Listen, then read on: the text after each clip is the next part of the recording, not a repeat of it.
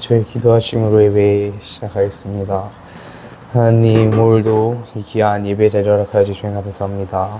저희가 예배 드릴 때 모든 흑암의 권세 꺾여지고 하나님 나라 임하게 해주세요.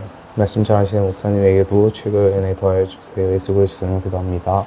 아멘. 저희 예수 그분만 찬양 드리도록 하겠습니다.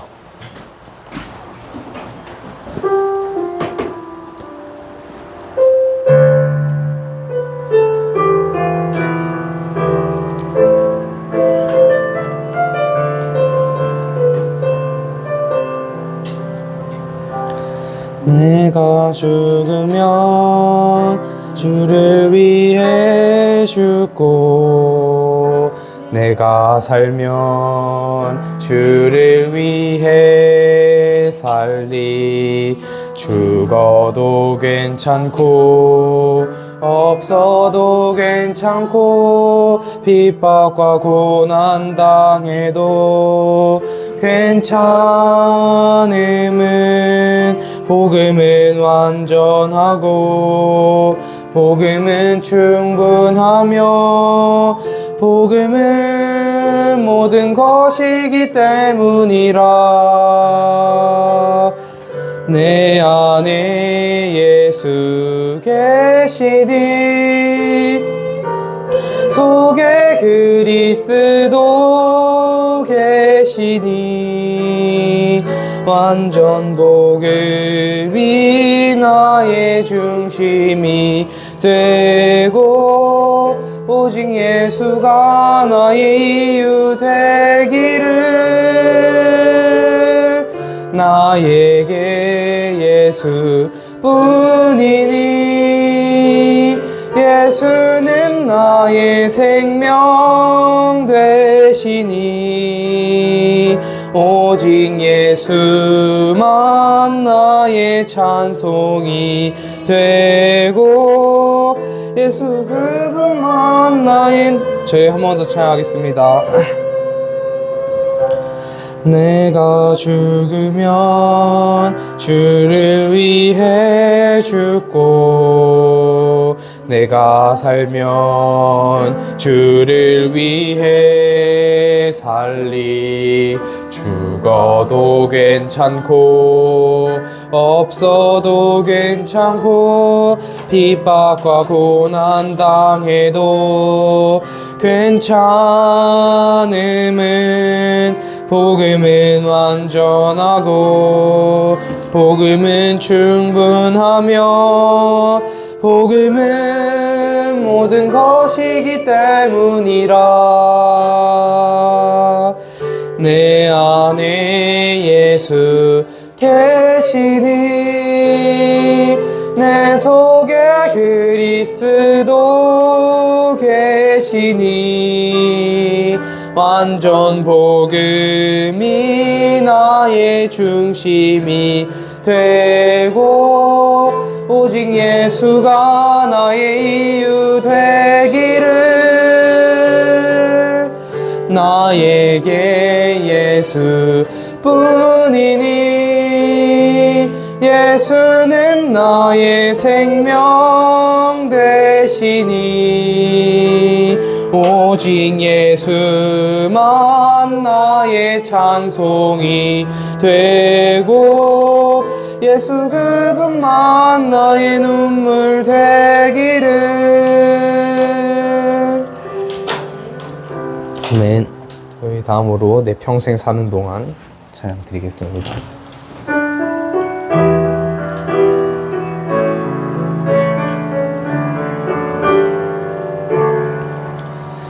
내 평생 사는 동안 주 찬양하리. 여호와 하나님 내 주를 찬양하리. 주님을 묵상함이 즐겁도다. 내 영혼 주 안에서 참 기쁘리. 내 영혼아 주님을 송축하라. 내 영혼아 주님을 찬양하라. 내 영혼아 주님을 송축하라. 내 영혼아 주님을, 저희 다시 찬양하겠습니다. 내 평생 사는 동안 주 찬양하리. 여호와 하나님 내 주를 찬양하리. 주님을 묵상함이 즐겁도다. 내 영혼 주 안에서 참 기쁘리. 내 영혼아 주님을 송축하라. 내 영혼아 주님을 찬양하라. 내 영혼아 주님을 송축하라. 내 영혼아 주님을, 제 마지막으로 한 번만 더 찬양하겠습니다. 내 평생 사는 동안 주 찬양하리. 여호와 하나님 내 주를 찬양하리. 주님을 묵상함이 즐겁도다. 내 영혼 주 안에서 참 기쁘리. 내 영혼아 주님을 송축하라. 내 영혼아 주님을 찬양하라. 내 영혼아 주님을 송축하라.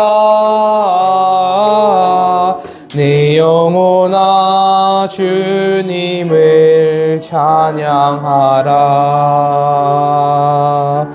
아멘. 저희 기도하심으로 예배 준비하겠습니다.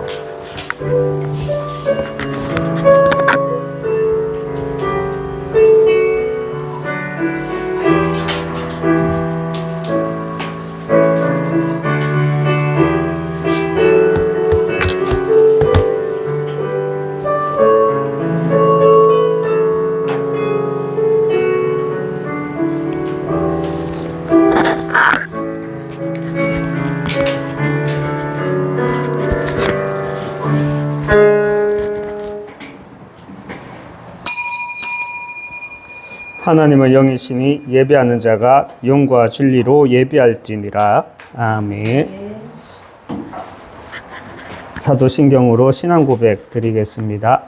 전능하사 천지를 만드신 하나님 아버지를 내가 믿사오며 그 외아들 우리 주 예수 그리스도를 믿사오니 이는 성령으로 잉태하사 동정녀 마리아에게 나시고 본디오 빌라도에게 고난을 받으사 십자가에 못 박혀 죽으시고 장사한 지 사흘 만에 죽은 자 가운데에서 다시 살아나시며 하늘에 오르사 전능하신 하나님 우편한 자 계시다가 저리로서 산자와 죽은 자를 심판하러 오시리라.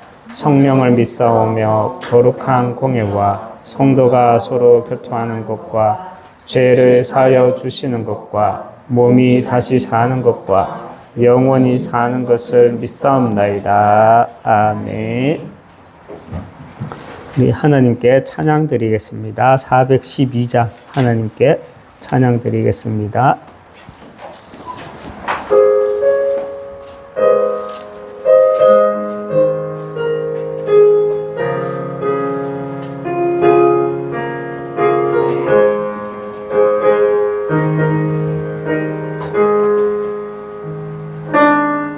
내 영혼의 극히 깊은 데서 맑은 가락이 울려나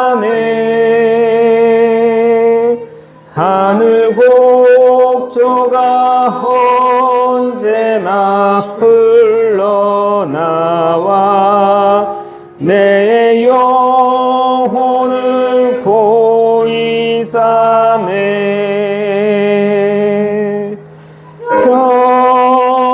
평화 평화로다 하늘 위에서 내려오네. 그 사랑의 물결이 영원토록 내 영혼을 덮으소서.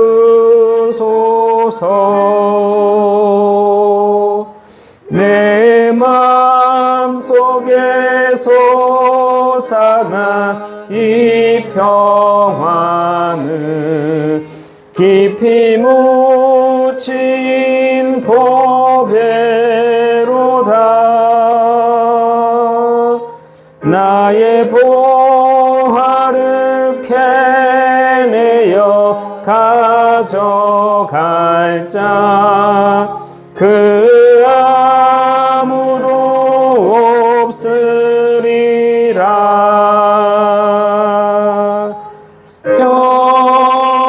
평화 평화로다 하늘 위에서 내려오네.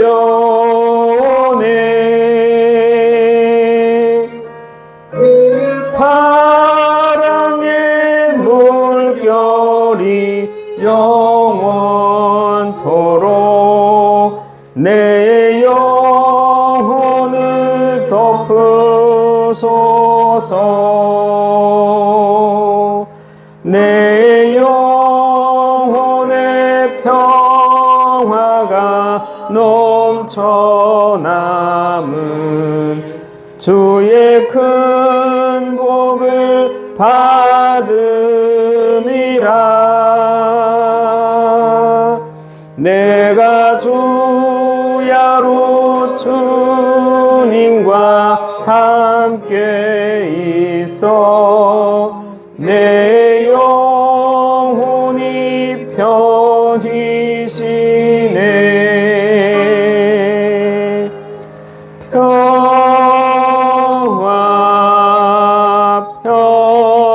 평화로다 하늘 위에서 내려오네. 그 사랑의 물결이 영원토록 내 영혼을 덮으소서.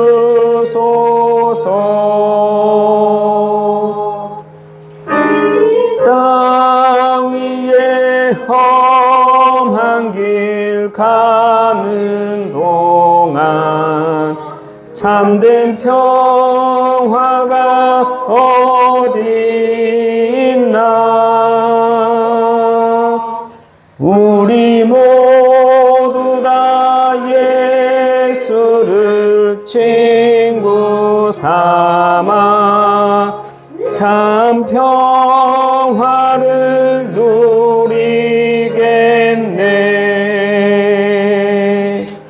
평화 평화로다 하늘 위에서 내려오네. 그 사랑의 물결이 영원토록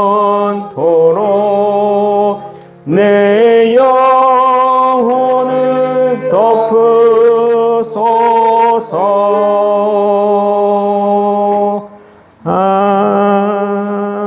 아멘. 이 시간 우리를 대표해서 백주역 렘넌트 기도하겠습니다.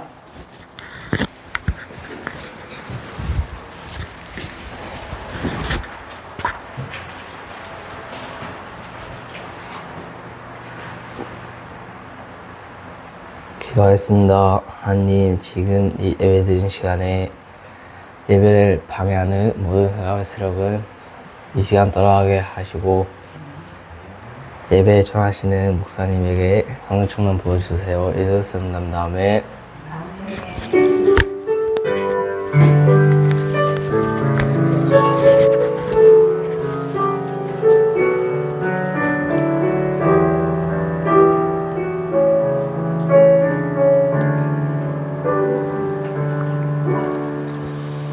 네. 감사합니다. 우리 하나님 말씀 보겠습니다. 시편 1편 1절에서 5절 말씀입니다. 시편 1편 1절에서 5절 말씀입니다.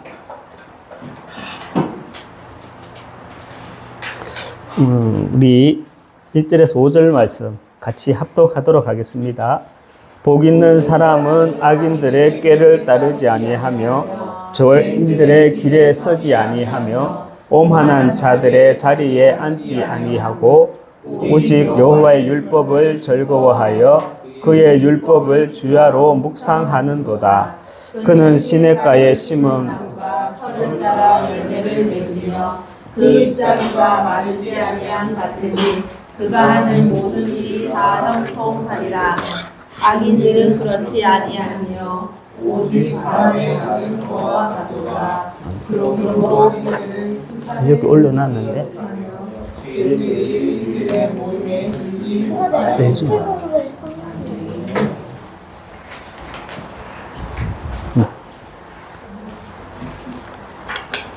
예, 인사하겠습니다. 당신은 세계 살릴 선교사입니다.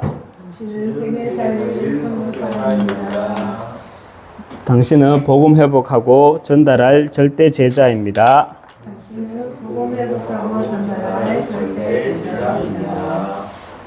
하나님의 유업을 이을 자입니다. 아멘. 예, 추석 연휴는 잘 보내셨습니까? 네. 뭐 되게 시간이 길 것 같았는데 며칠 안 된 것 같아요. 노는 게 바빠서 그런 게 아니고 놀 시간은 없었거든요. 뭐 이것저것 하다 보니까 좀 쉬려고 하니까는 토요일이더라고요. 또 영적으로 또 재정비하셔서 또 현장에 정말 특히 남은 자로 또 순례자로 정복자로 승리하시기 바랍니다. 열왕기상 3장에 보면 다윗에 이어서 유대를 다스릴 왕이 되었죠. 솔로몬이. 그 솔로몬이 이렇게 꿈을 꾸었어요. 꿈을 꾸었는데 딱 하나님이 나타나십니다. 그래서 하나님이 솔로몬에게 네가 내게 무엇을 줄고 너는 구하라 이렇게 말씀을 하시죠. 이때 솔로몬은 이렇게 많은 백성들을 재판을 할 때 선악을 분별할 수 있는 지혜를 달라고 그 지혜를 구하였죠. 여러분이 만약에 하나님이 나타나셔서 네가 내게 구할 것을 하나만 구하라. 그러면 여러분은 무엇을 구하겠습니까? 너무 이렇게 많은 것이 있겠지만 특별히 우리가 저와 여러분이 이 시대에 구별된 자로 하나님이 저와 여러분을 이 시대에 그리스도를 아는 그리고 잘 아는 누리는 제자로 부르셨다면 이 세상을 정복하고 다스리는 그 세계 복음화 틀 안에서 한 가지만 구해라. 그러면 여러분은 무엇을 구하겠습니까?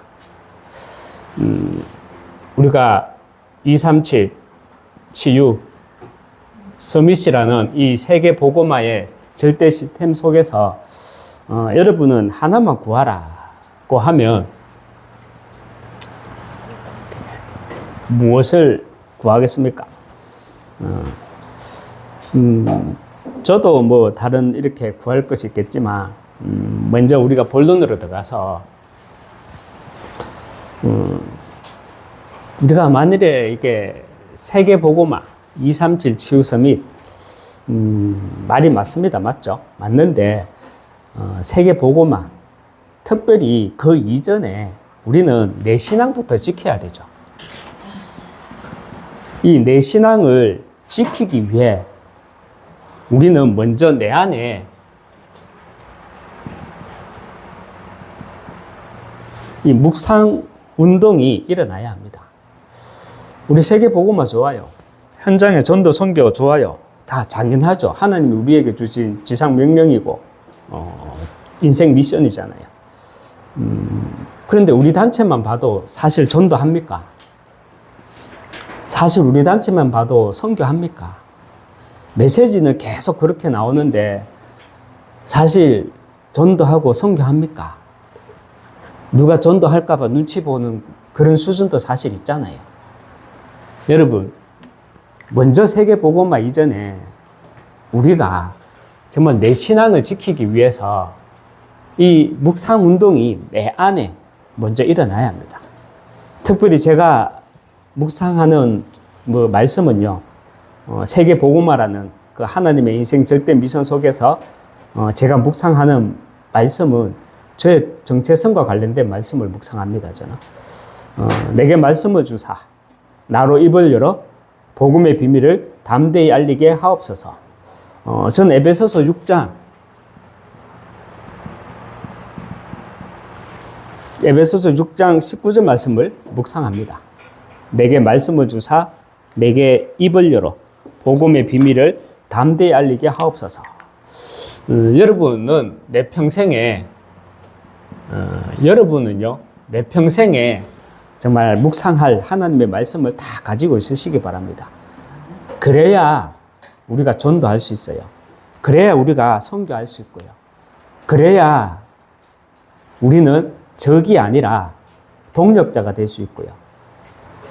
여러분, 오늘 읽었던 본문이지만 시편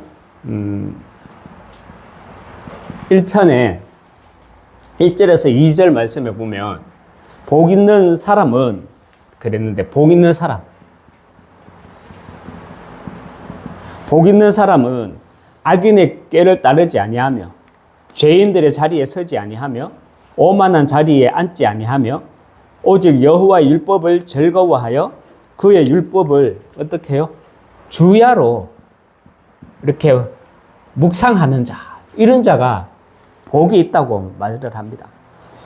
여러분, 여기에서 우리가 잠시 봐야 될 게 여기에 주야로, 그의 율법을 주야로 묵상하는 자가 복이 있다 말을 하는데, 여러분, 묵상이라는 말의 정확한 의미가 무엇입니까? 묵상. 여러분은 묵상이라는 말의 정확한 의미를 알고 계십니까? 그리고 또 우리가 여호와의 말씀을 묵상을 해야 하는 이유가 무엇입니까? 묵상이라는 말의 의미는요, 예회계. 여러분, 예회계라는 말 들어보셨습니까? 잘 못 들어봤죠? 예회계입니다. 예회계. 예회계라는 말을 우리가 다른 책에서도 쓰는데요. 이사야 31장 4절에 보면 여호와께서 이같이 내게 이르시되 큰 사자나 젊은 사자가 자기의 먹이를 움키고 으르렁거릴 때, 이렇게 말씀하고 있는데, 으르렁거릴 때, 큰 사자나 젊은 사자가 자기의 먹이를 움키고 으르렁거릴 때, 바로 우리말로 으르렁거린다는 그 의미가 히브리어로 예헤게라는 말을 씁니다. 예를 들면 사자가 먹이를 움켜쥐고 있다가 한눈을 팔면 이제 공중에서 지켜보던 독수리가 그 먹이를 막 낚아채려고 하잖아요. 그리고 또 썩은 고기만 찾는, 죽은 시체도 잘 먹는 그 하이에나라는 짐승이요, 무리를 지어 다니면서 사자와 같은 자기보다 강한 짐승이 한눈을 팔 때 먹이를 낚아채려 하잖아요. 이때 사자는 어떻게 합니까? 그 먹이를 뺏기지 않으려고 어떻게 합니까? 에헤게 으르렁거리거든요. 여러분, 한글 성경에는, 우리가 보는 이제 한글 성경에는 귀신이라는 말이 있지만 히브리어와 헬라어에는 귀신이라는 말이 없어요. 맞죠? 어떻게 표현합니까? 원문에 보면 더러운 영, 악한 영이라고 해석되어 있습니다. 성경에는 분명히 말씀하고 있습니다. 무슨 말씀을 하고 있냐면 악한 영, 더러운 영이 사람 피 빨아먹는 존재가 아니라 하나님의 말씀을 빼앗아 가려는 더러운 영, 악한 세력이 있다는 사실입니다. 그래서 우리는 깨어서 어르렁거려야 합니다. 이것이 묵상의 정확한 의미예요. 그래서 저와 여러분이 여호와의 말씀을 묵상해야 하는 이유는 뭐냐? 바로 영적 사실입니다. 묵상의 정확한 의미는 뭐라 그랬죠? 예에게 어르렁거려야 돼요. 왜? 썩은 고기를 내일 먹던 밥을 누가 뺏으려고 하려 하거든요. 그때 사자는 어떻게 한다고요? 빼앗기지 않으려고 어르렁거리는 거예요. 우리도 내게 있는 이 말씀이 빼앗기지 않기 위해서 어르렁거려야 돼요. 그 어르렁거리는 게 뭐다? 바로 묵상이라는 거예요. 그 우리가 묵상을 해야 하는 또 이유는 뭐냐? 그래서 바로 영적 사실이 있기 때문입니다. 더러운 영, 악한 세력에서 나의 영적 상태를 지켜야 하기 때문입니다. 더러운 영, 악한 세력인 사단 마귀는요, 하나님의 자녀들을 이렇게 창세기 3장에 딱 잡힌 악인의 꾀를 따르도록 하고요. 이 더러운 악한 영은요, 이렇게 역사하잖아요. 하나님의 자녀들을 창세기 3장 나중심, 그 악인의 꾀를 따르도록 속이고요. 우리가 오늘 본문에 읽었죠. 악인의 꾀를 따르는 자. 그리고 창세기 6장, 네피림 문화에 물들어 있는 이 죄인들의 자리에 서게 하고요. 그리고 창세기 11장 하나님 없어도 된다는 이 오만한 자리에 서도록 우리의 영혼을 병들게 한다는 사실입니다. 오늘 우리 다시 한번 시편 1편에서 5절 말씀 다시 한번 읽어보도록 확인하도록 하겠습니다. 시편 1편 1절에서 5절 말씀입니다. 같이 읽겠습니다. 복 있는 사람은 악인들의 꾀를 따르지 아니하며 죄인들의 길에 서지 아니하며 오만한 자리에 앉지 아니하고 오직 여호와의 율법을 즐거워하여 그의 율법을 주야로 묵상하는 자도다. 아멘. 여기까지 읽겠습니다. 분명히 말씀하고 있습니다. 복 있는 사람은 어떤 사람이라고? 그의 율법을 주야로 묵상하는 사람이다 라고 말되어 있고요. 그러면서 사단이라는 존재는, 마귀라는 존재는 내게 있는 이 말씀을 빼앗아 가서 악인들의 꾀를 따르게 하고 죄인들의 길에 서게 하고 오만한 자들의 자리에 앉게 한다는 겁니다. 그래서 우리가 여기에 속지 않고 앉지 않고 따라가지 않기 위해서 창세기 3장 악인의 꾀를 따르지 않고 창세기 6장 그 네피림의 그 네피림 문화에 젖어 있는 죄인들의 자리에 내가 같이 서지 않고 창세기 11장 하나님 없어도 된다는 그 오만한 자리에 내가 앉지 않도록 하기 위해서 우리는 애에게 하나님의 말씀을 주야로 묵상해야 합니다. 그래서 우리가 묵상을 해야 하는 이유, 묵상의 의미, 이것을 이번 한 주간 알고 우리가 정말 현장에서 정말 피 빨아먹는 귀신이 아니라, 그죠? 내 어깨를 짓누르고 다니고 있는 그런 귀신이 아니라, 그래갖고 살 뿌리면, 소금 뿌리면 떠나가는 그런 귀신이 아니라, 우리의 영혼의 말씀을 빼앗아가는 악한 영, 더러운 영 앞에서 승리하시길 주님의 이름으로 축원합니다. 그런데 우리가요, 특별히 우리가 묵상의 비밀이 없으면,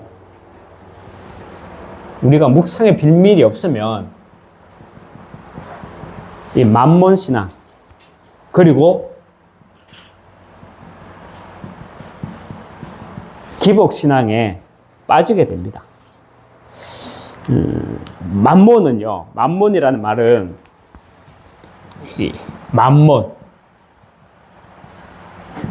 이 만몬이라는 말은 아람어거든요. 아람어에서 온 말로 뜻은 뭐냐? 재물, 그리고 돈, 뭐 비슷한 말이 될 수 있는데 부.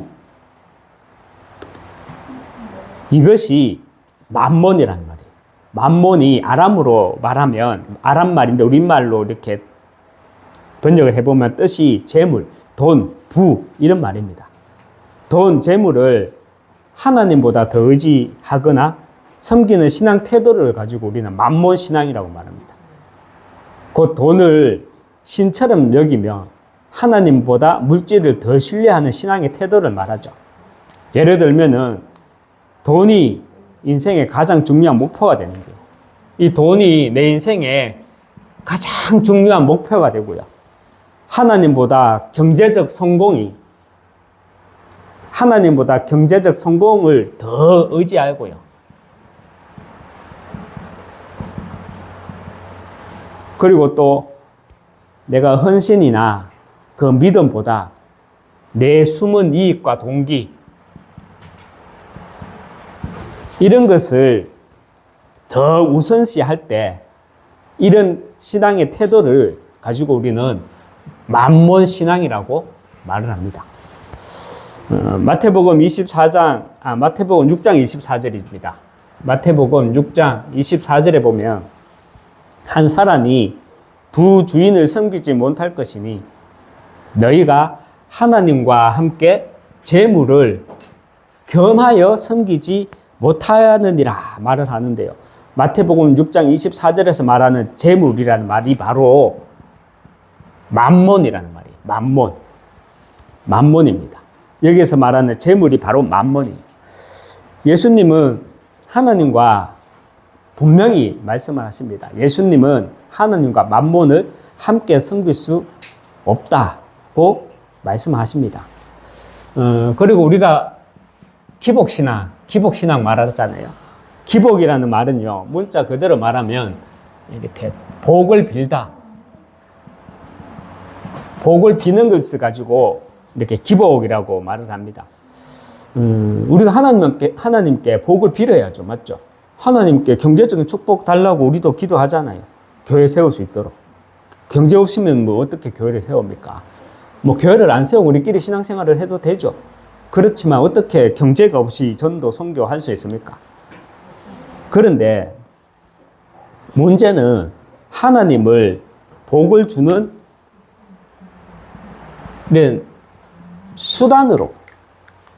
수단으로만 여길 때 문제가 생기는 겁니다. 여러분, 기복신앙의 문제점이 무엇입니까? 기복신앙의 문제점은요, 하나님을 이렇게 목적이 아니라 하나님이 나의 수단이 되어 버리는 겁니다. 하나님이 목적이 아니라 수단이 되어 버리는 것. 이 말이 무슨 말입니까? 예를 들면 예배 잘 드리면 돈 잘 벌 거예요. 11조 잘하면 병이 나을 거예요. 기도 많이 하면 사업 잘 될 거다. 이런 생각이 바로 기복적 사고방식입니다.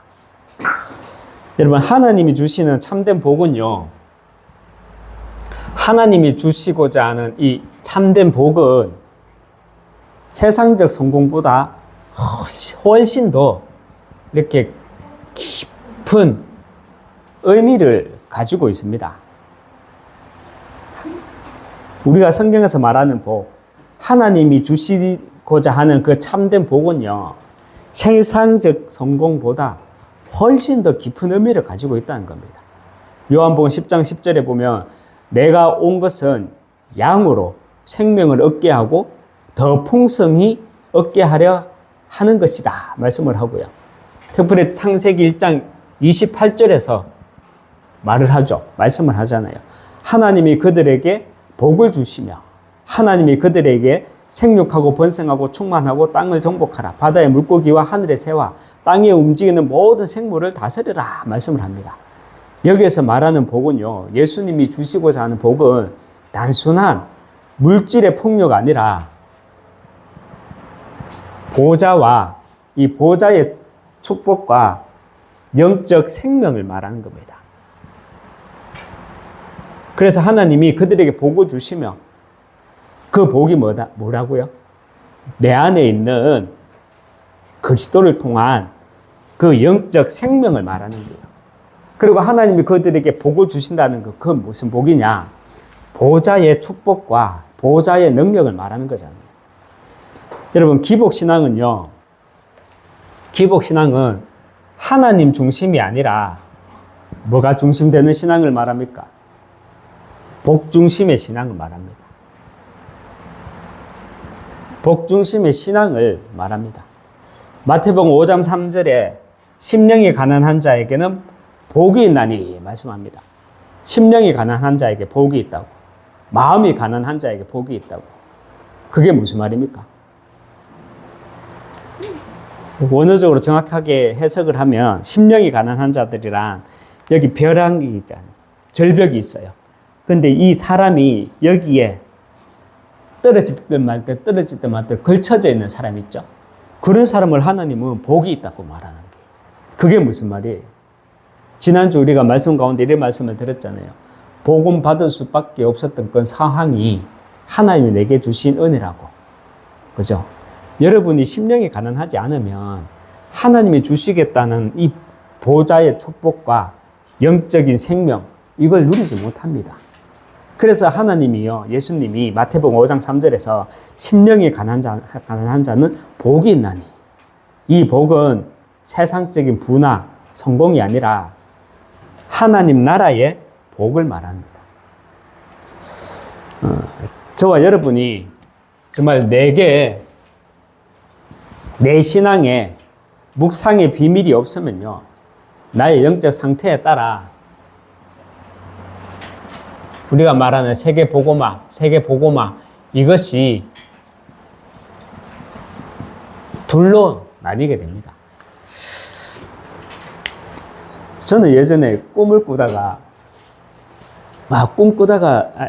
꿈이 아니라 이제 예전에 왜 별똥별 떨어지면은 왜 그런 거 있었잖아요. 소원을 말하면은 별똥별이 떨어지기 전에 그 소원을 이루어준다 했잖아요. 그래서 저도 별똥별을 한 1년에 몇 번 못 보잖아요. 어떨 때는 한 번도 못 보잖아요. 근데 별똥별이 탁 떨어지는 거야. 그럼 뭐 말하려고 그러면 뚝 떨어져 버리고, 또 말하려고 그러면 뚝 떨어져 버리고. 그래서 한번 이렇게 생각했죠. 진짜 미리 준비를 했죠. 별똥별이 떨어질 때 나는 꼭 이 소원을 빌어야지. 그러나 별똥별 떨어져 우리 집 잘 살게 해주시고, 우리 집을 길어서 안 되잖아. 그래서 한 단어만 찾자. 그래. 사춘기 때니까 뭘 말했는지 알아요? 별똥별이 딱 떠지는 거예요. 그러니까 순간적으로 각인이 돼 있었던 거지. 그러니까 별똥별이 떨어지기 전에 쫙 하는데 하고 나니까 딱 떨어졌거든. 됐다 이거는 이제. 그런데 뭐 속된 말로 개뿔이나 뭐 크기는 뭐 예? 여러분한테는 만일에 묻자고 하는 소리인데, 하나님이 그죠? 여러분에게 솔로몬에게 나타났듯이 여러분에게 나타나서 한 가지 소원을 구하라고 하면 여러분은 무엇을 구하겠냐는 거죠. 많은 것이 있겠지만 특별히 우리에게 237 치유서 및 세계 복음화하기 위해서 여러분에게 구할 것을 부탁하라면 무엇을 구하겠냐는 거예요. 솔로몬은 지혜를 구했거든요. 저는 에베소서 6장 19절 말씀을 구할 겁니다. 내게 말씀을 주사 나로 입을 열어 복음의 비밀이 막히지 않고 복음의 비밀을 담대히 전하게 하옵소서. 이 말씀을 주겠습니다. 그래서 저와 여러분은요, 시편 1편 1절에서 2절 말씀, 오늘 우리 5절까지 읽었지만 복 있는 사람이 어떤 사람이라 그랬습니까? 이 말씀을 주야로 묵상하는 사람들입니다. 하나님이 저와 여러분을 영혼 구원을 위해서 그리스도의 제자로 불렀다면 분명히 하나님은 우리에게 지혜를 구합니다. 그래서 우리가 지혜를 구하고 내게 주신 이 말씀을 밤낮으로 묵상할 수 있어야 합니다. 왜냐? 사단이라는 존재는요, 전도 선교 못하도록 방해합니다. 우리 단체처럼 전도 선교 그렇게 강조하는 단체가 어디 있습니까? 그런데 솔직하게 말해봅시다. 전도 선교 되어집니까? 물론 되어지고는 있겠지만 그만큼 강조하는 만큼 다른 교단과 비교했을 때는 오히려 안 돼요. 왜 그렇게 했습니까? 저는 이걸 찾습니다. 정말 정확한 복음을 가지고 있지만 이 복음을 가지고 정말 하나님의 소원과 내 소원이 아니라 하나님의 소원과 내 동기가 아니라 하나님의 소원과 내 소원이 정확하게 이루어가기 위해서 우리가 사단에 속지 않기 위해서 묵상할 수 있어야 된다. 묵상의 의미가 뭐죠? 예해계라. 어르렁거린다는 게. 왜? 말씀을 빼앗아가는 존재가 있기 때문에. 그래서 우리는 이 영적인 사실을 알고 있어야 특별히 우리는 만몬신앙, 기복신앙에 빠지지 않게 됩니다. 특별히 우리가 또 말씀의 묵상, 이 묵상의 비밀이 없으면 우리의 영적 상태에 따라요, 세계 복음화가 둘로 나뉘게 됩니다. 세계 복음화가 둘로 나뉜다는 말이 무슨 의미입니까? 세계 복음화가 고난이냐, 감사냐, 이렇게 둘로 나뉜다는 겁니다. 여러분은 지금 우리가 세계 복음화라는 흐름 속에 있잖아요. 진짜 행복합니까? 감사합니까? 아니면 힘겹습니까? 아니면 고난, 되게 이 환경이 고난입니까? 지난주에도 우리가 말씀을 받았지만, 지지난주였죠. 감사는 환경에서 나오는 것이 아니라 했습니다. 감사는 믿음에서 나오는 것입니다. 감사는 환경이 아니라 복음을 붙잡을 때 감사가 나온다 했습니다. 여러분, 복음을 붙잡으면서 정말 감사의 삶을 산 인물 가운데 신구약에서 각각 한 사람을 뽑으려면 여러분은 어떤 사람을 딱 뽑을 수 있습니까? 정말 고난 가운데 있었지만 말씀을 묵상하면서 환경을 보는 것이 아니라 그 환경 속에서도 복음을 붙잡을 때 이 감사가 나왔던 인물, 신구약에서 두 사람만 뽑자면 먼저 신약에서는요, 다윗입니다. 우리가 잘 알다시피 다윗은 어떤 사람이었습니까? 정복이 주역이한테 도망다닌 사람이었잖아요. 정복이 주역이한테 도망다녔던 사람이 뭐냐면 아들한테 아들이 자기를 죽일 것 같고 쫓아다니고 그래서 도망다닌 사람이라. 다윗은 인생 절반을요, 도망자로 살았어요. 우리는 다윗이라 그러면 왕으로 있어서 절대 권력 가지고 자기 높은 자리에 보호자의 자리에 앉아 있는 것으로 생각하지만 다윗은 사실요, 인생 절반을 도망자로 살았습니다. 사울 왕을 피해서 도망다녔고요. 자기 아들 압살롬을 피해서 도망을 다녔습니다. 이런 조건과 이런 상황 속에서도, 그런 삶 속에서도 다윗은 어떻게 감사할 수 있었겠습니까? 내면의 힘이 있었거든요. 그 내면의 힘이 무엇입니까? 그 내면의 힘이 바로 다윗은 묵상할 수 있는 영적 상태가 있었다는 겁니다. 오늘 읽은 본문 시편 말씀은요, 오늘 읽은 우리의 시편 말씀은 한번 묵상해 보시고, 또 다윗이 선 시편 가운데 유명한 시편이 23편이죠.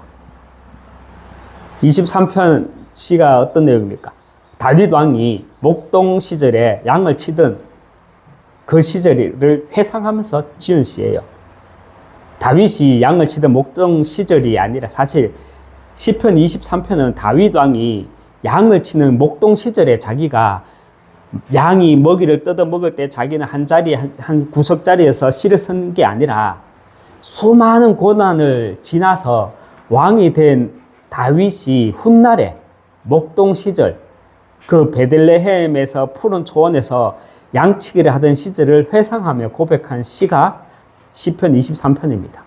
여호와는 나의 목자시요 내게 부족함이 없으리로다. 내 영혼을 소생시키시고 나를 인도하시고 내가 사망의 음침한 골짜기로 다닐지라도 해를 두려워하지 않을 것은 주께서 나와 함께 하심이라 말씀을 합니다.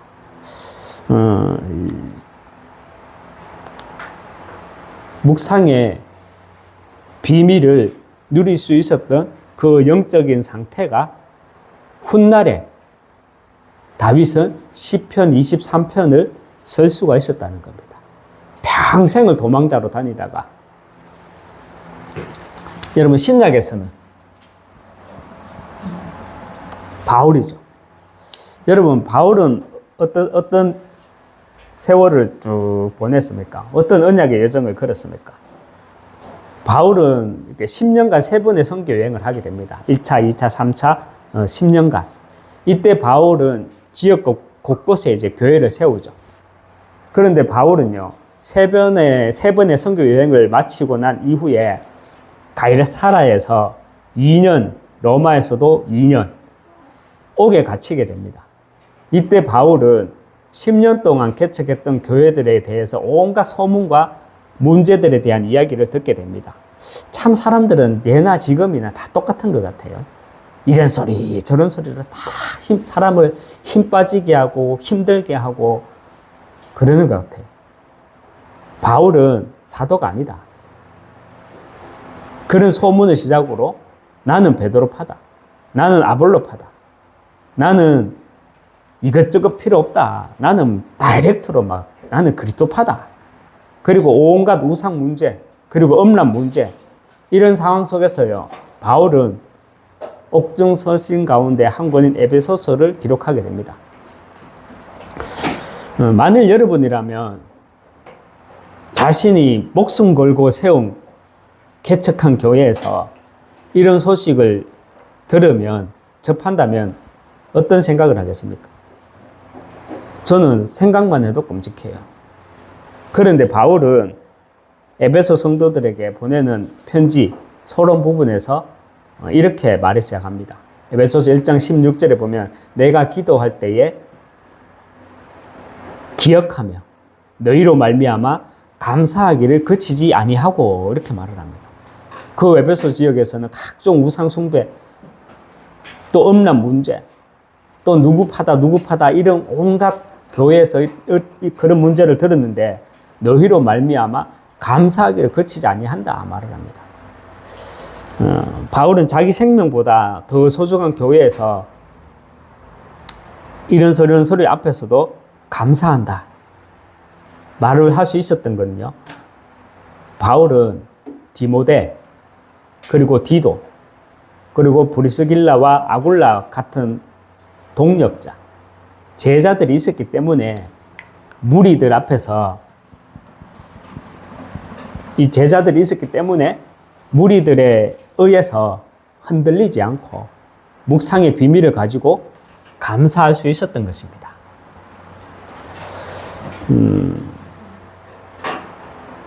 참된 감사, 환경에서 나오는 것이 아니라 했습니다. 참된 감사는요, 믿음에서 나온다 했습니다. 우리가 정말 복음을 붙잡을 때 우리 인생은 감사의 삶을 살아가게 됩니다. 그렇다면 여러분, 복음을 붙잡을 수 있는 비밀이 뭡니까? 복음을 우리가 붙잡을 수 있는 비밀, 복음을 어떻게 붙잡아요? 복음이 보여요? 안 보이죠? 복음을 어떻게 붙잡아? 렘넌트들. 복음을 붙잡으라니까. 애에게 속지 말고 붙잡으라니까. 복음을 어떻게 붙잡느냐고. 그게 묵상입니다. 복음을 붙잡을 수 있는 비밀은 묵상입니다. 말씀을 맺겠습니다. 여러분에도 오늘 이 메시지를 받은 것을 가지고 여러분에게 서토리화 시켜 보시기 바랍니다. 우리가 복음이 복음화 되어야 된다 했잖아요. 우리가 강단에서 선포되는 말씀이 정말 내 것이 되기 위해서는 이것이, 강단 말씀이 여러분에게 서토리화 되어야 돼요. 그래서 저는 열왕기상 3장에 솔로몬이 하나님께 지혜를 구했잖아. 그 내용을 보면서 예전에 내가 불신자 때 생각을 해보니까 별똥벌이 생각나더라고. 하나님을 몰랐을 때 내게 소원을, 누가 내한테 소원 한 가지 들어준다 그러면은, 그때는 뭐 중고등학교 시절이었으니까 뭐 돈, 성공 이런 것보다 당장 외모잖아. 킥 하면서. 그러던 시절이 기억나더라고. 그런데 지금 하나님이 내게 세계 복음화에 필요한, 그래서 네게 237 치유 서밋에 필요한, 하기 위해 필요한 것 한 가지 소원만 구하라. 그러면 저는 이거 구합니다. 왜냐하면 내 정체성이 목사잖아요. 설교자잖아요. 그러니까 에베소 6장 19절 말씀을 구하는 거예요. 여러분은 뭘 구하겠냐는 거예요. 만약에 그 구한 것이 있다면 계속 우리는 묵상할 수 있어야 됩니다. 그 말씀을 가지고. 묵상이 안 되어지면 뺏긴다니까요. 뺏긴다니까. 뺏기면 어떻게 되느냐. 우리의 신앙이 만몬신앙, 기복신앙에 머물러 있을 수밖에 없어요. 왜 우리가 그렇게 전도, 선교, 237 막 하는데 다른 교단보다 왜 전도, 선교 안 되냐고. 부흥의 문제가 아니라 왜 다 죽어 있냐고. 왜 성도들이 힘이 없냐고. 다 뺏기가지고. 다 뺏기니까 만몬신앙, 기복신앙에 딱 잡혀가 있어요. 만몬신앙이 뭡니까? 경제적으로 내가 성공하고 재물, 돈, 부 여기에 잡혀있는 만몬신앙. 비슷한 말이지만 기복신앙이 뭡니까? 하나님을 내 복을 비는 수단으로 사용하는 거. 이 기복신앙. 여기에 다 뺏기게 돼요. 그뿐만이 아니라 세계복음화가 우리가 묵상의 비밀이 없으면 다 뺏겨가지고 만몬신앙, 기복신앙에 빠져있는 것뿐만이 아니라 빠져 있으면서 어떻게 되냐. 결국은 그래도 세계복음화 해야 되니까. 쉬운 말로 할게요. 그래도 내가 목사인데 세계복음화 해야지. 근데 내가 다 말씀 다 뺏기고 나면 어떻게 되느냐. 세계복음화 둘로 나뉘어요.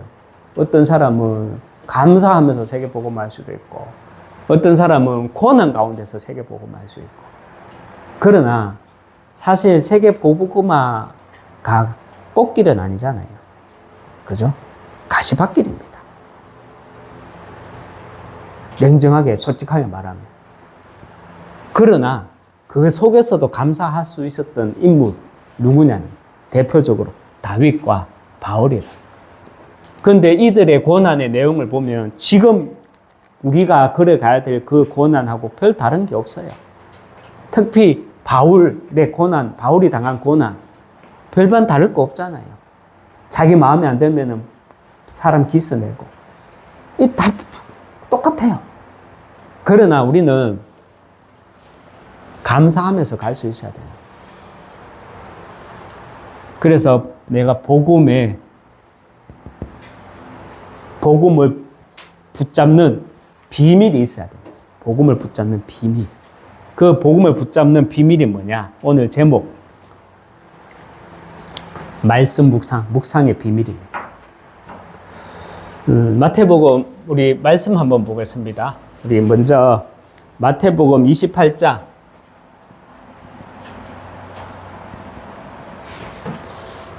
18절, 19절, 20절 한번 같이 읽겠습니다.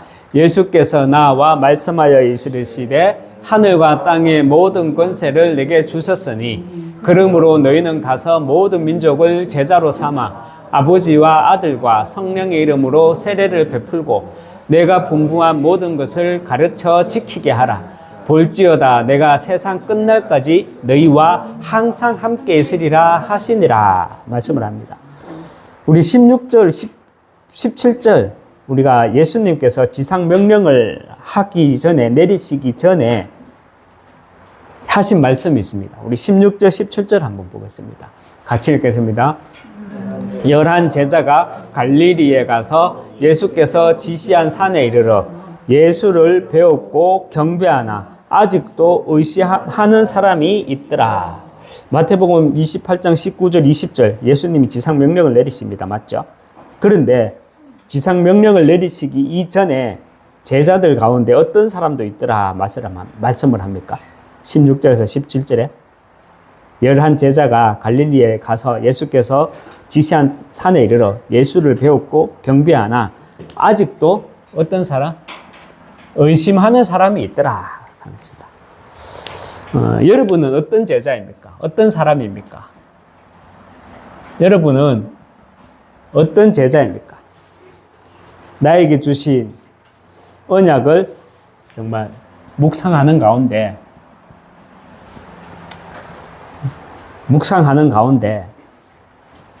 여러분 어떤 렘넌트입니까?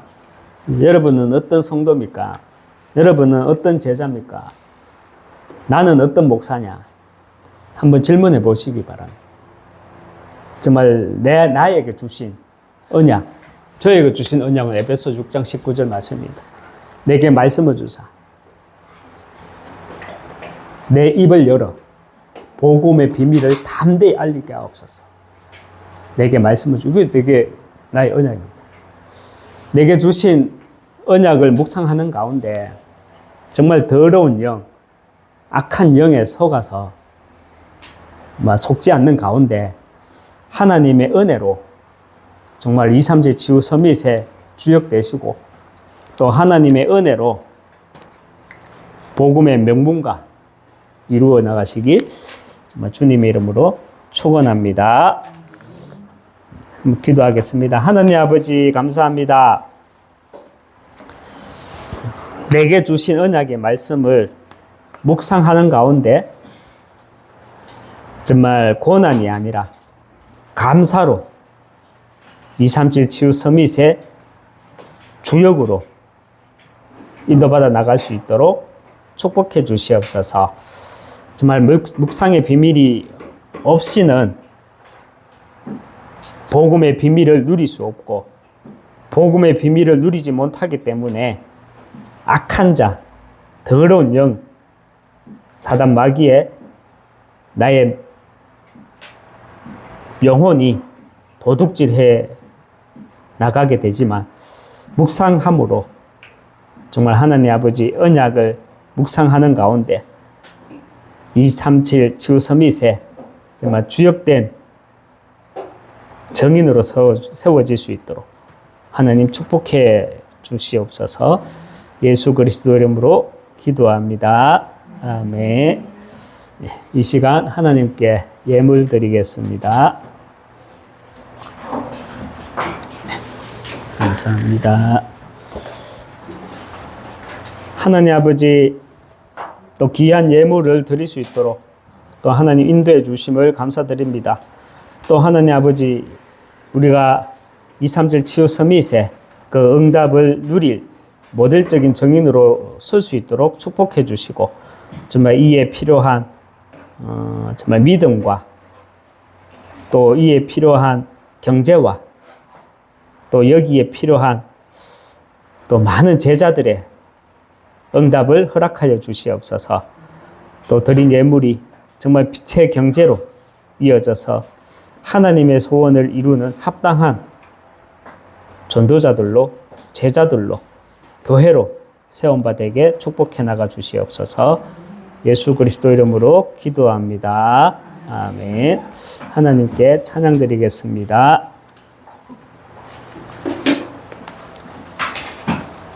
네, 498장 하나님께 찬양 드리겠습니다. 497장입니다.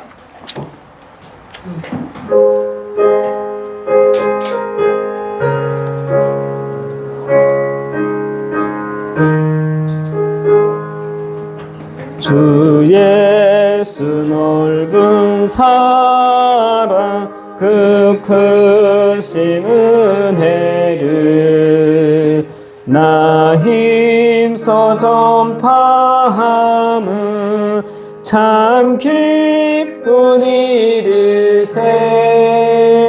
주 예수 복된 말씀 생명과 진리요 내 맘의 갈급함을 다 채워주시네. 옛부터 전한 말씀 주 예수 크신 사랑 나 항상 전파하기 참 기뻐하도다. 이 말씀 전할 때에 내 마음이 기쁘고 그 말씀 전할수록 새 기쁨 기쁨 넘치네. 구원의 복된 말씀 못 들은 사람이 세상의 많음으로 힘써서 전하세. 옛부터 전한 말씀 주 예수 크신 사랑 나 항상 전파하기 참 기뻐하도다. 이 말씀 들은 사람 또 듣기 원하고 목말라 사모하니 그 말씀 진리라. 그 나라 영광 중에 나 부르세 노래. 옛부터 좋아하던 말씀뿐일세. 옛부터 전한 말씀 주 예수 크신 사랑 나 항상 전파하기 참 기뻐하도다.